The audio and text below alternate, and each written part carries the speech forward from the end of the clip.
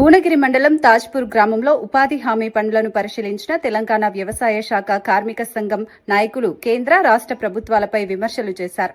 జిల్లా ప్రధాన కార్యదర్శి కొండమడుగు నరసింహ మాట్లాడుతూ రామ్జీ చట్టాన్ని రద్దు చేసి మహాత్మాగాంధీ ఉపాధి హామీ చట్టాన్ని కొనసాగించాలని డిమాండ్ చేశారు. తువ్వడానికి కూడా వీలు లేని పరిస్థితులలో చేతులకు బొబ్బలు వస్తున్న పరిస్థితి ఉంది.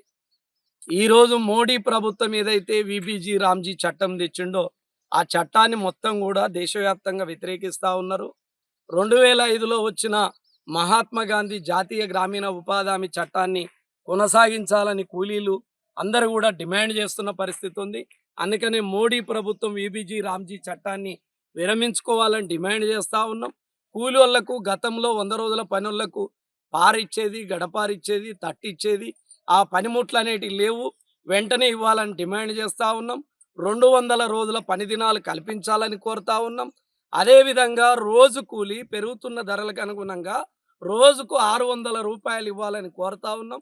2 పూటల ఫోటో తీసే విధానం మోడీ ప్రభుత్వం తెచ్చిన దాన్ని విరమించుకోవాలని అంటా ఉన్నాం. అదేవిధంగా రాష్ట్ర ప్రభుత్వాలు 40%, కేంద్ర ప్రభుత్వం 60% డబ్బులు ఖర్చు పెట్టాలనే సిస్టమ్ ఏదైతుందో దాన్ని మోడీ ప్రభుత్వం విరమించుకొని 100% నిధులు కేంద్ర ప్రభుత్వమే భరించాలని కోరుతా ఉన్నాం. పని ప్రదేశంలో మెడికల్ కిట్ ఏర్పాటు చేయాలి, టెంట్లు ఏర్పాటు చేయాలి. అదేవిధంగా ఏదైతే ఈ కూలీలకు 4 నెలల నుంచి రావాల్సిన డబ్బులు ఉన్నాయో ఆ డబ్బులు వెంటనే విడుదల చేయాలనేది తెలంగాణ వ్యవసాయ కార్మిక సంఘం, యాదాద్రి భువనగిరి జిల్లా కమిటీ, భువనగిరి మండల కమిటీ తరఫున ఈ ప్రభుత్వాన్ని డిమాండ్ చేస్తూ ఉన్నాం.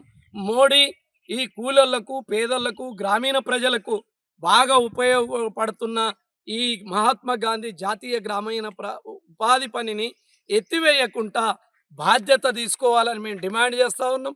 నువ్వు 60 రోజులు సంవత్సరానికి బంద్ చేయాలనే ప్రతిపాదన కూడా విరమించుకొని 200 రోజుల పని దినాలు కల్పించాలి.